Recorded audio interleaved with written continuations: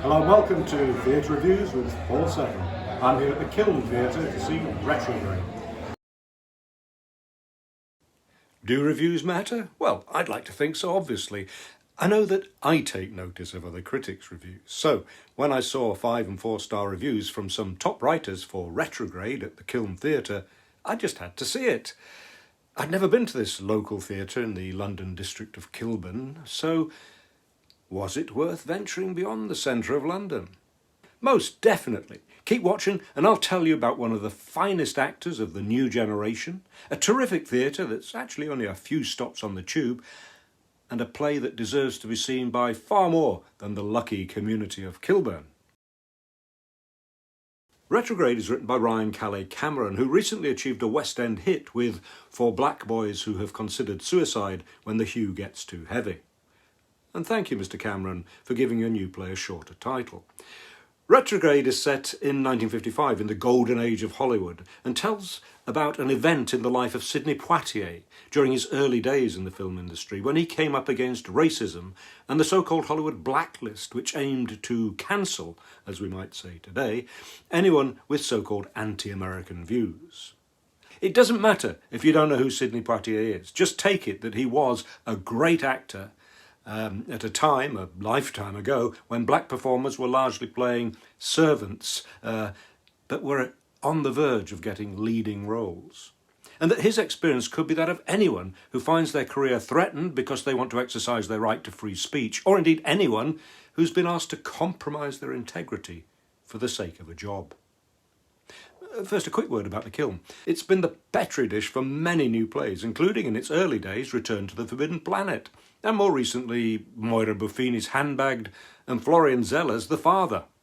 So, I've now added it to my list of London theatres to keep an eye on. Back to Retrograde. How, as an actor, do you play one of the greatest actors of all time, especially one with the added value of charisma? Well, in this play, the challenge is made even greater because the play begins with a young writer, Bobby, and a long-established Hollywood lawyer, Mr. Parks, discussing Sidney Poitier and building up what a fine man he is. Add to which, Ivanno Jeremiah looks nothing like Mr. Poitier. But that doesn't matter. We believe he's Sidney Poitier because when he enters, there's a kind of still centre, confidence, relaxed style, and an impeccable American English that he learnt to disguise his Caribbean accent, all of which was such a part of Poitier's appeal. Now, this is a play about the racist treatment he received, the torment of having to make a decision between his principles and fame and fortune in the film industry.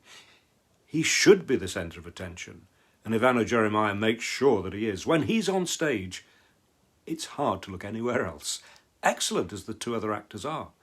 And as it becomes clear to Sidney that he isn't there simply to sign a contract that recognises his talent, his startled eyes and gradually slumping body betray confusion, nervousness, vulnerability, and even panic. It's a monumental performance that marks Ivanno Jeremiah out as one of the great actors of his generation. But even the greatest actors need words put in their mouths. Writer Ryan Calais Cameron has intentionally evoked those great scripts from the golden age of Hollywood. The play sparks with fast, rhythmic exchanges, verbal dexterity, passion, and a great deal of humour. Lots of it bouncing around Mr. Parks, although this tails off as the seriousness of the situation grows. But here are some examples. When Bobby asks Mr. Parks, "What do you think of me? Be honest," Parks replies, "I never think of you." Or here's another Parksism. "If your phone doesn't ring, it's me." But my favourite funny line was said about him, and I apologise if this offends you. "Your ass must be pretty jealous of your mouth with what's coming out of it." Mr. Cameron builds the tension as if stretching a rubber band until you feel it must break. If there is a fault in the play, it would only be that he stretches it out a little too much at the end as we wait for Sidney's decision. Although this is redeemed by a couple of powerful polemic speeches from him. There's also a conflict between the other characters who represent two kinds of white people of that time, and probably this time. Bobby is a writer and Sidney's close friend. Played by Ian Bonar, he represents the white liberal who believes in equality and is anti-racism, but hasn't himself been a victim of racism. Bobby's early statement, "I'd jump a bullet for that guy," proves wanting when tested against threats from Daniel Lapaine's frightening Mr. Parks. You'll note the Mr. He's there to oversee Sidney's signing of the contract to play the lead role in Bobby's TV movie. But he wants more. The studios, and as it turns out some other powerful forces, want Sidney, as a rising black star, to be tamed by them and sign an oath of loyalty to the United States and to denounce Paul Robeson, at that time the highest profile black actor and an activist in campaigns against racism and possibly pro-communism. Now, to give you some context, at this time many Americans were frightened of communism as a threat to the free market and other values that underpin their country. And they were frightened of the rise to power of black people. Hollywood had become the focus of these fears, and many actors, writers and directors were blacklisted, which meant they were prevented from working because they were communists or friends of communists or simply insisted on their right to not talk about what they believed in. And if it seems incredible today that the USA could behave like this, I mean, a country in which the First Amendment to the Constitution protects freedom of speech, and in which being a member of the Communist Party wasn't actually illegal, I suppose we ought to ask how many people today, and maybe still black people in particular, are being careful about what they say for fear of offending the left or the right or some other powerful group, and thereby not getting work in the creative industries. I may be wrong, but I imagine the play is called Retrograde because Mr. Cameron thinks we're taking steps backward at the moment.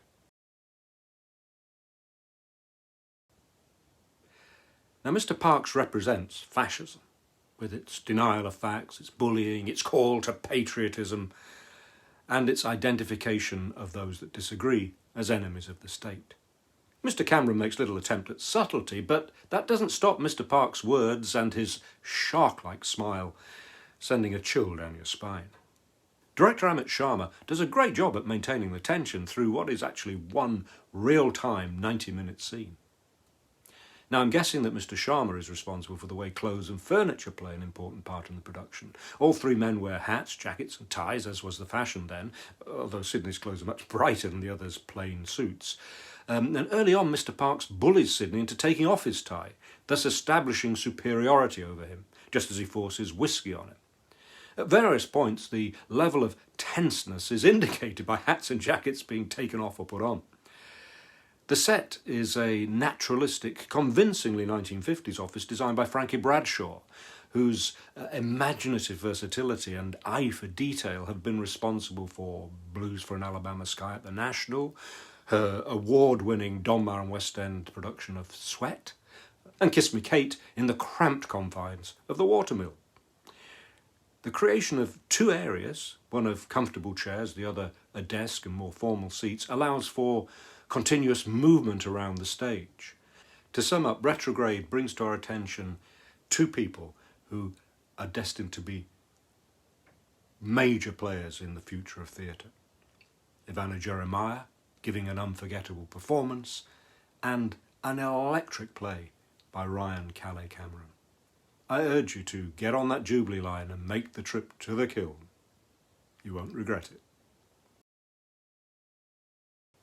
I hope you found this review worth your time, and if you did and you want to see my future reviews, then please subscribe and you'll be kept up to date with all that's happening on this channel, Theatre.Reviews with Paul Seven. You can also follow me on Twitter and Instagram and Mastodon and Facebook.